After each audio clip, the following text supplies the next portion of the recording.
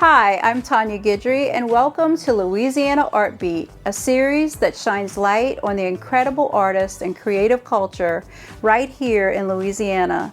This series is made possible through Explore Louisiana and produced by Chillary Films. We are proud to showcase the Terrebonne Fine Arts Gallery, a true cultural destination where local talent comes to life.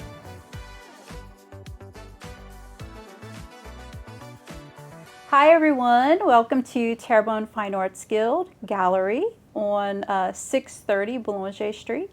We are here with Miss Barbara Toups. She is the president of our art guild. And so thank you, Barbara, for being with us today. Thank you for having We me. appreciate everything you do. Oh. So let's start off by, let's talk about you as the artist, not so much as the president. What would you say was your beginning as an artist? Where did you start your journey as an artist? Well, I was actually on And emergency wait, you're not room. from around here, are you? No, I noticed your accent. No, I was born in Virginia. Okay. But I grew up in South Mississippi. Wow. In Laurel. Oh, I know Laurel. Yes, everybody's pretty much familiar. Love Laurel. Laurel yes. has been put on the map. Wasn't when I grew up there, okay? Wow. It was just a stopover. But I've lived most of my adult life in Louisiana. I was an ER nurse. Oh, wow. Retired at 60. And I spent most of those years traveling in Louisiana as an emergency room nurse. And Well, thank you for your service. Thank you, thank you. Well, it actually wasn't until I retired that I got interested in painting. I realized really quickly that I needed a hobby. And I started experimenting with different things. I sewed, I quilted, and then I finally discovered painting. And so to this point, my art education was pretty much totally dependent on a YouTube degree, okay? I watched every video I could think of, but there was just something missing that I wanted to add a little flair to my work. I've always been a huge fan of John Audubon. Oh, nice. And I do primarily paint birds. I strive to paint more in a realistic point for the birds. I'm also a hunter. Oh, I did not know that. Yes. And I hate waste. So everything that we hunt, whether it be deer, turkey, whatever, we actually eat that at my house. And but there was always this abundance of feathers that were wasted. And that just broke my heart to see all these feathers going to waste. Turkey feathers? Turkey feathers particularly. Yes. And that's when it dawned on me that as a child I'd seen my grandmother paint symbols on feathers. My grandmother was Choctaw Indian. Oh, wow. And it was part of their spiritual practice. Oh, wow, And I love that. I never was involved in that. They tried, kind of like here where they tried to not teach the kids French. Well, it was the same thing with my family. And so I never was involved in any of that. And so I decided, why can't I paint on a feather? And after much trial and error, I finally devised a method that I could actually paint with acrylics on feathers. And that's my favorite thing. I have an example here if you would Yes, like. show us. This is one of the early pieces I did. Gorgeous. Roughly 6 years ago. And it's, of course, a pelican on 3 staged turkey feathers. Okay, tell us how you did this, because Well, the preparation of the feathers is probably much more involved than the actual painting is. wow. You have to, of course, sanitize your feathers, wash them, iron them, and then press them so that they stay flat. Okay. And at the same time, you don't want to separate the quills, so it's done very delicately. Wow. Then I do spray my feathers with a preparation. Some people use hairspray. Okay. I actually use a resin spray. Okay. And it just adds a little bit of stiffness to that feather so that it doesn't tend to separate as much. How do you get them to stay together like that? Once you've washed it, they'll be flared. Like you'll find a feather, you're walking along and you find a feather on the ground that's all messed up and you go, oh, this would have been a beautiful feather. Never leave that behind. Take it home with a little Dawn dish soap and water. Gently clean it from the quill up to the point and lay it, feathering it. For an artist, it would be similar to reshaping a paintbrush. Okay, yes. But you're reshaping that feather between your fingers and then lay it out and let it dry. Once it's dried, come back and reshape it and just continue to reshape it until it becomes a healthy feather again. And there are very few feathers you can't save. Wow, wow. And then as far as the paint, it's acrylic.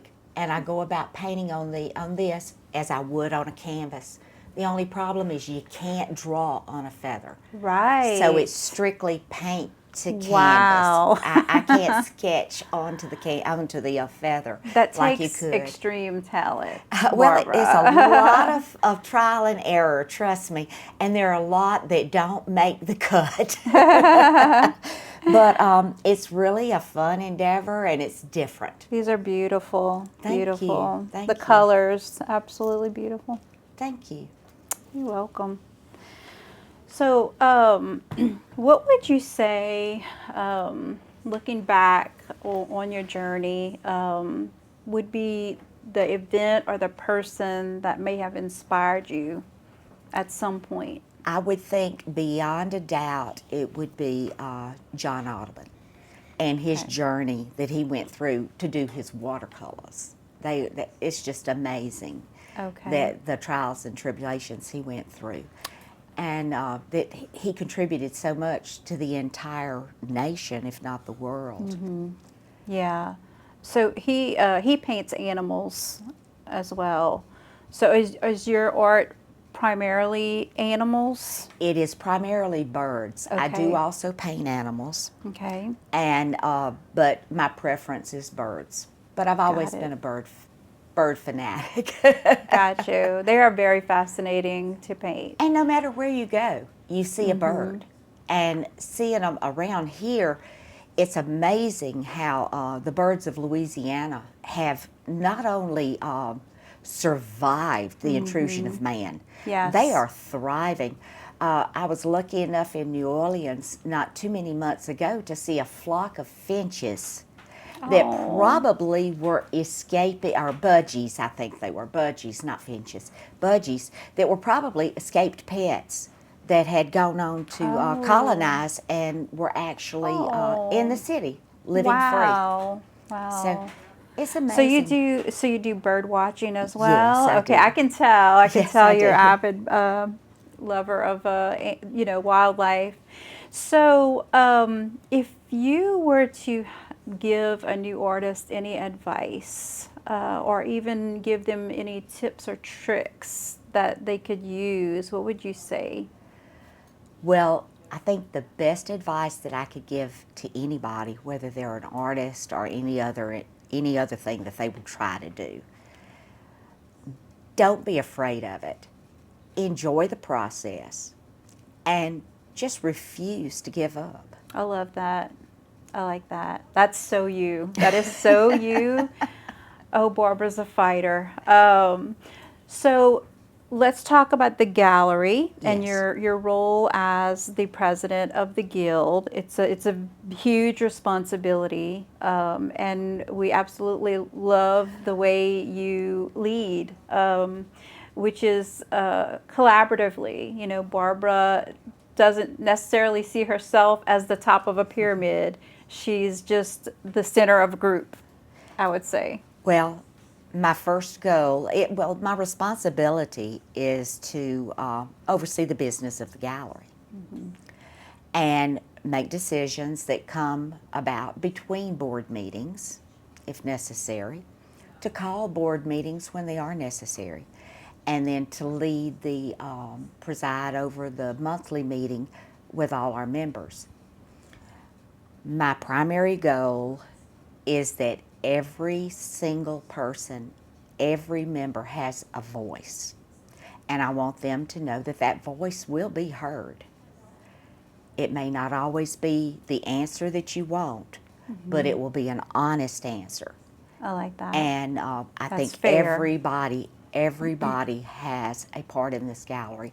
We are not a small group. I think now we're right around between growing, 60 we're and growing. 70 and growing every day. Absolutely. And everybody comes here with a different offering. I love that. I love that. We have so much to gain from each other. We have so many things to learn from each other. You're never finished learning. No. And everybody is extremely willing to share. Yes. And that's one of the things that intrigued me and brought me here initially was that I wanted to learn from real people with real experience. Absolutely. And you can't get that we have anywhere different else. levels. We have artists on all different from beginner, levels. which when I walked in the door, total beginner, Yes. and all the way up to, we have quite some artists We have here people that with are masters in unbelievable. art and who Yes. teach classes in different places, you know. And it's always fun. It is. They make it fun. There's no pressure. It's just come and enjoy it. And you don't have to be concerned whether or not you are up to the level of Right. the class. The class will drag you up to the level of the class. And They that's the will- whole point.